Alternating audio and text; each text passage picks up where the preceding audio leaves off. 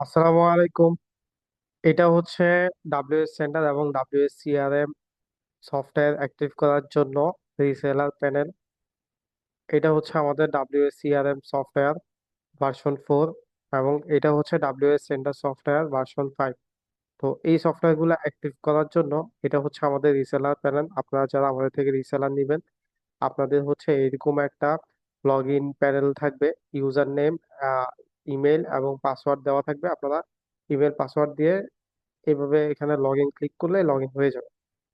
Log in করার পরে এটা হচ্ছে একটা ড্যাশবোর্ড। এখানে হচ্ছে টোটাল অ্যাক্টিভেশন কি এবং লাইসেন্স টোটাল অ্যাক্টিভ কয়টা আছে এবং রিসেন্ট আমরা লাস্ট 7 দিনে কয়টা অ্যাক্টিভ করছি সেটা।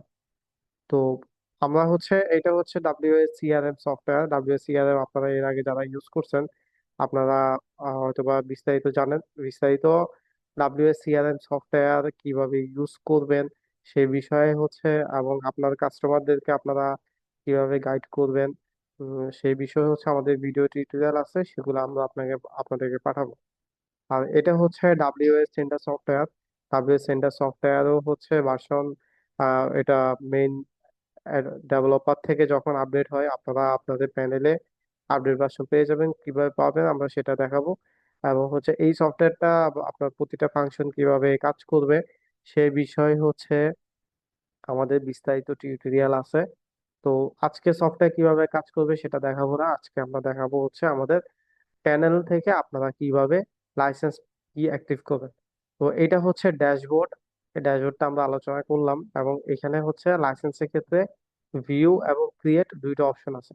তো আমরা যদি ভিউতে যাই, ভিউ হচ্ছে আমাদের কতগুলা লাইসেন্স টোটাল অ্যাক্টিভ আছে আপনি চাইলে এখান থেকে সার্চ করে আপনি এখান থেকে ডিঅ্যাক্টিভ করতে পারবেন, আপনি চাইলে রিস্টার্ট দিতে পারবেন এবং আপনি চাইলে এটা ডিলিট করে দিতে পারবেন।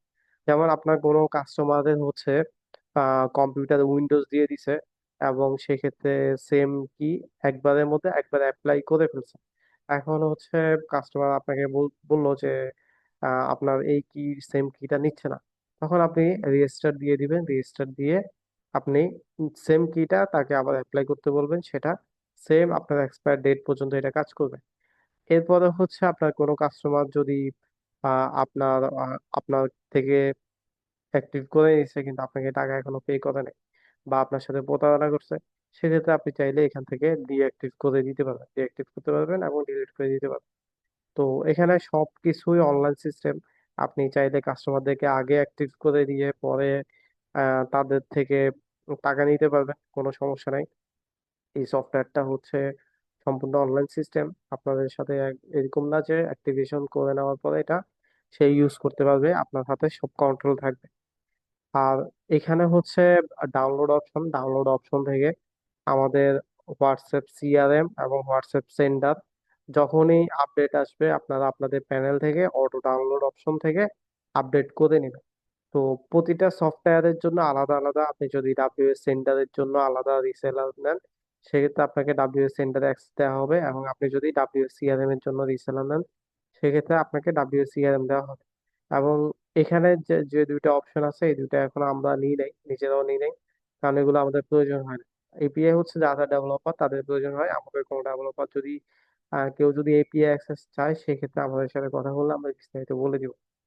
আর এই সফটওয়্যারটা অত পপুলার না, এটা হচ্ছে বাংলাদেশে চলে না, এটা 1 বছরের জন্য।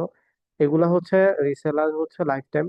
আর এটা হচ্ছে রিসেলার আপনার 1 বছর পর্যন্ত থাকে, 1 বছর পর রিনিউ করতে হয়, এই জন্য আমরা এটাও নিই না।